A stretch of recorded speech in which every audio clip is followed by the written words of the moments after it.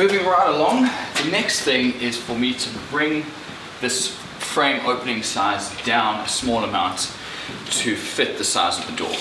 The door is 920 millimeters wide, and right now this frame is 942. So I need to put about a 8 to 10 mil piece of timber that runs inside this. This is going to be the finished timber, so this is the one that you want to look nice. It's going to have a smooth surface, and that will make up the last bit of difference before the door goes in. This is the timber that I'm going to be using inside the frame. This is a in-ground treated pine board. It's about 15 mil thick. This is what you would normally use for a fence paling, so it's extremely treated. You may be asking at this point, why have I used so much treated pine? Like it's normal structural treated pine on the frame, in-ground treated for the threshold, and more in-ground treated for the frame. And the reason is because I'm downstairs, I'm quite close to the ground, the whole termite thing really freaks me out. So using this type of thing just means that I have a little bit of added protection. Added to that, there is no proper grading out here because of where the house is and the way it's originally designed on stumps. This was never meant to be built under. So using this type of timber just means that I have a little bit more added protection from the weather.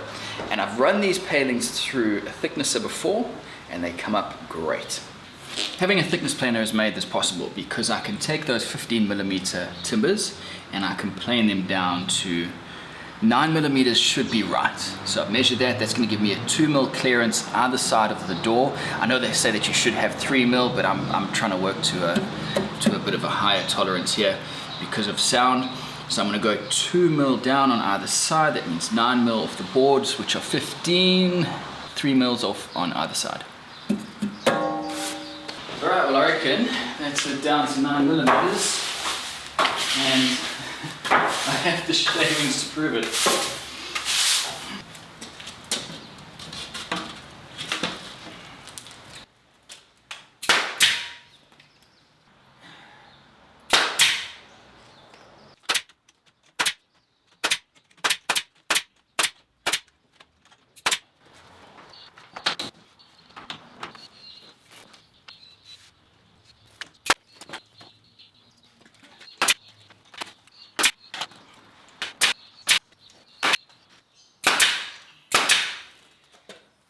Now we're left with a pretty consistent 3 or 4 mil gap all the way around. The next thing is the height. This frame is sized to the width of the door, but the height didn't work out right. So we've got a 2100 millimeter door, and this is 2060 millimeters. So now I've got to cut that door to this length.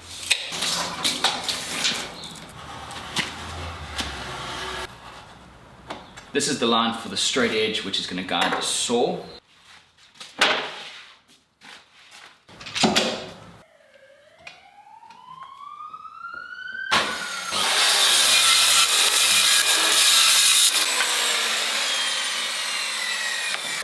The idea is you don't just cut off one end, you cut off both and you bring it down. So 2058, so what's that? 22 millimeter off either end.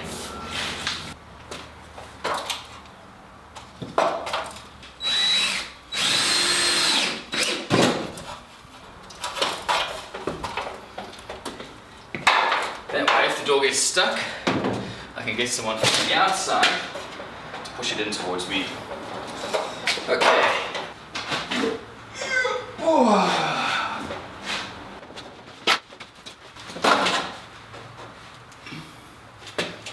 Did I just hit the light?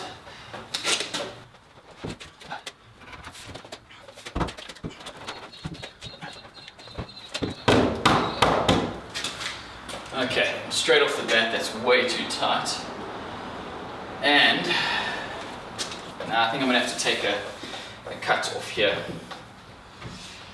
because the hinge that I'm going to use isn't recessed into the frame, so I need a bigger gap than this. That's alright, I'll just take a strip off here.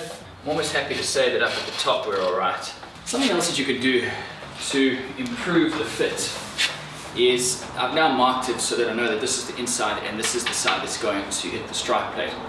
Instead of keeping this perfectly 90 degrees to the face, put a very minor bevel in that direction, and then that will help it squeeze through the gap on the door and then sit flush. But it's got to be a minor amount. So I want to take off about 2 mil.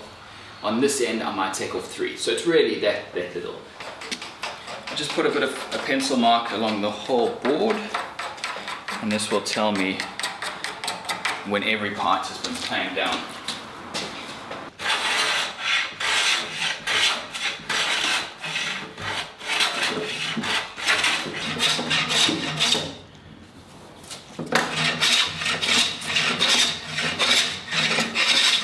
Alright, time for another test.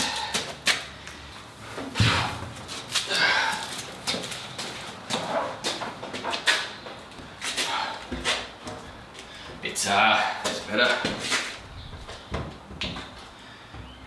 It's fitting nice now.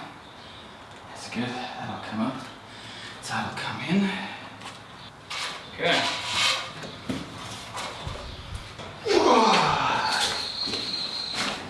Alright, the next thing for me to do is paint everything. And you guys know what that looks like, so I don't know, I'll just put something entertaining up for you to watch in the meantime. It's been a few days since we left off and I've done a fair bit of painting. The door's got about 3 or 4 coats on either side and the frame and threshold have been painted. So now, let's hang that door on that frame. The first thing I'm going to do is measure down on the frame where I want the hinges to sit. Then I'll take that measurement and transfer that onto the door and attach the hinges.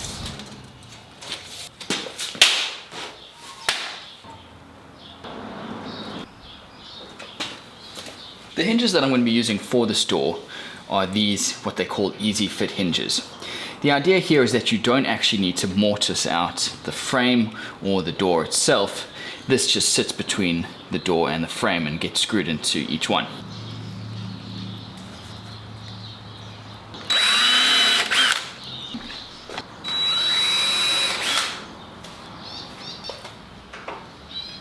I'm just going to be putting in 1 screw into each hinge, and that's so that I can just get it on the door and make sure that everything fits properly. Then I'll come back once I know that everything's right and put in the rest of the screws. Alright, I'm only going to be able to do this in 1 take because that door is very heavy. I've got my tool belt on, so I've got all my tools right at hand as I'm going. What I'm going to do now is lift the door up, put it on this shim, and use this wedge to hold it in place at 90 degrees to the frame. I'll then open up the hinges, attach the top and most probably middle hinge just to hold it in place. Then I can let go of the door and then pull that shim out, pull this wedge out, and then the door should be able to close if all goes to plan.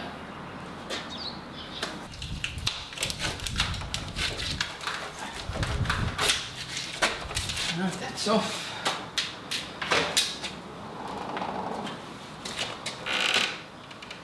Go.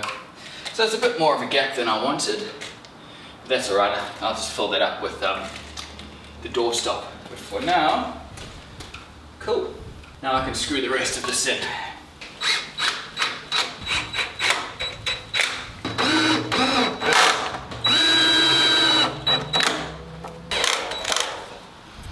Oh, does she have one more in her? Go, go, go. I think that battery has just died in the most cinematic fashion. This is the handle that I'm going to be using. It's just a standard external door handle. There.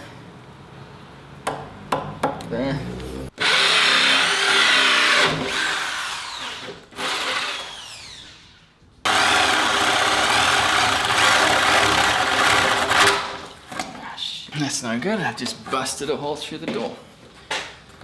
Hopefully I should be able to glue this back together though. This is actually a pretty good place to leave off anyway, because after this, before installing any of the hardware, I want to get some paint onto this face and get the painting finalized before adding that hardware, because otherwise you just end up with paint everywhere and that's just a terrible, terrible look.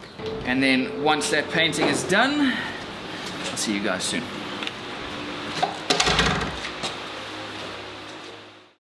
Next up is the door stop. And this is just a couple millimeters off the door so that I can put some of that foam backing in. And that's where the seal will really be made.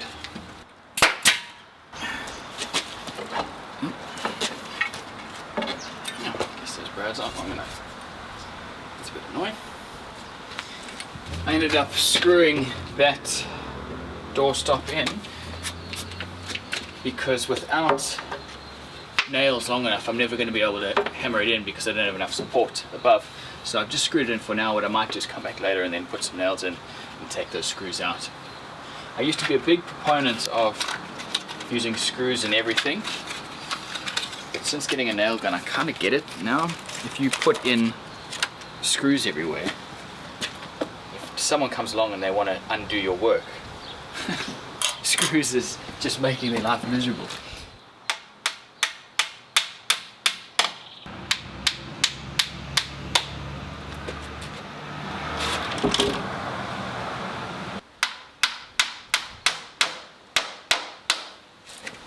Okay, all done.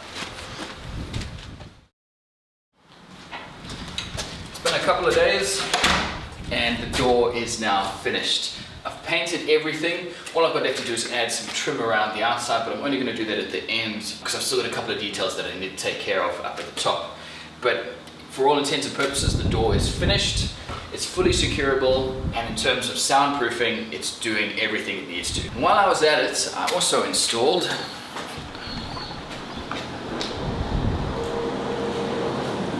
door number 2. So this is going to go out to what will eventually be the garage.